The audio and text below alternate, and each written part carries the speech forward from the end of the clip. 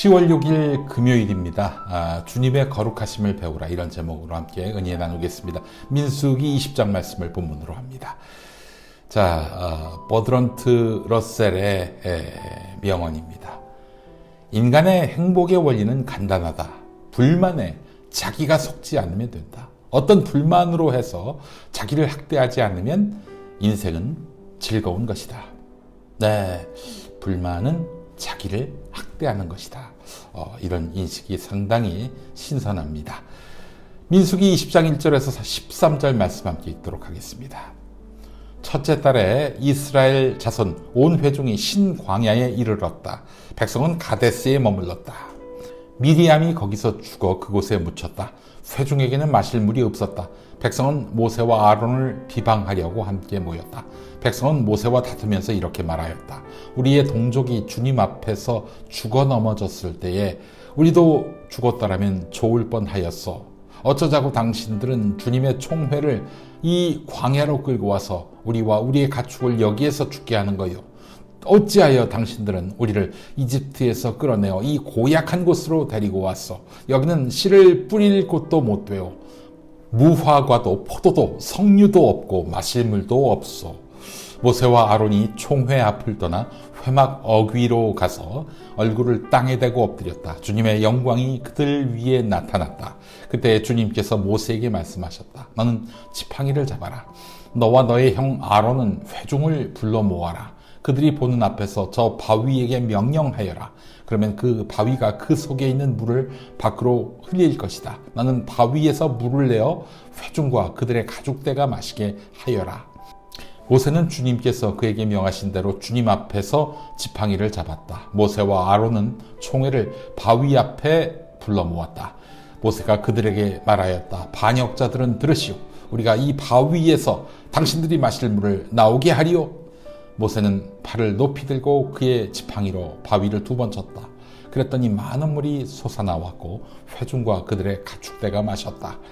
주님께서 모세와 아론에게 말씀하셨다. 너희는 이스라엘 자손이 보는 앞에서 나의 거룩함을 나타낼 만큼 나를 신뢰하지 않았다.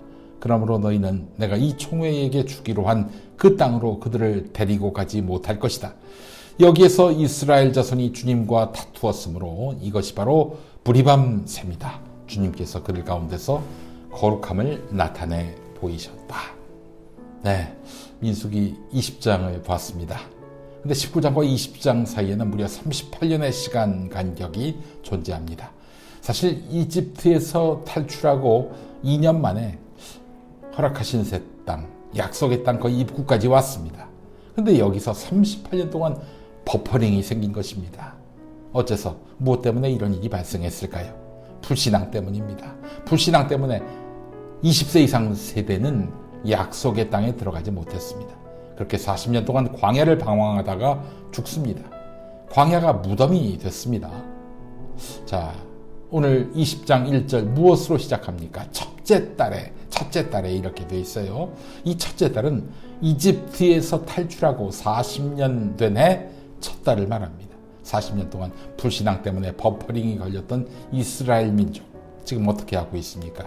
여전히 물이 없다고 불평합니다. 와, 정말 참 줄기차입니다. 전통이에요. 역사입니다. 계속 하나님께 불평하는 거. 아니, 그렇게 많은 이적과 기사를 보이셨는데도 불구하고 그 하나님을 아직도 못 믿어요. 불신앙을 하면요, 반성도 안 하고, 그러면 또 현실에 안주하고 발전이 없습니다. 하나님이 그 모양 그 상태로 내버려 두십니다. 늘 불평불만을 안고 사시는 분들 발전 없죠? 없을 수밖에요. 하나님이 채워주시려고 하는데 그걸 부정하고 많이. 뭐가 더 나아지겠어요? 사실 모세도 화가 났습니다.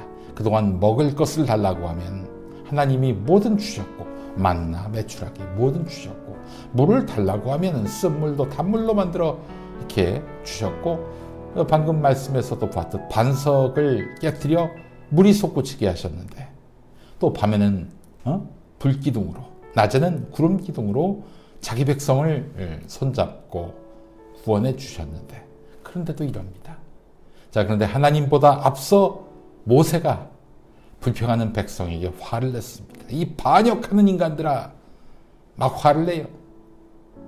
자, 이런 모세의 모습에 하나님도 화나셨습니다. 결국 모세는 하나님 자신을 대리하는 존재인데 그런 지도자가 백성과 싸우긴 하니 결국 하나님이 진노하셔서 약속의 땅에 모세를 들어가지 못하게 하셨습니다.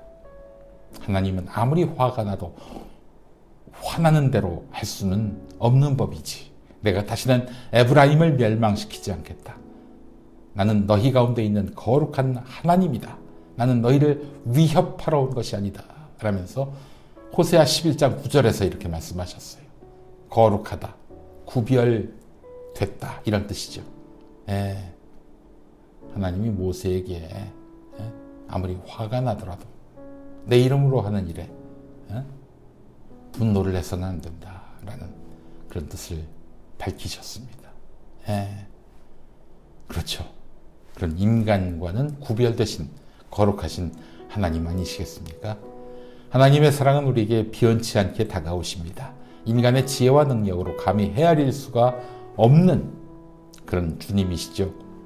그분이 나와 같다면 하나님이시겠습니까? 아니, 정말 진노하신다면 하나님이 더 진노하실 일이지요. 선한 길로 반드시 인도하시는 하나님의 선의와 사랑을 믿는 여러분 되시기 바랍니다. 기도하시죠.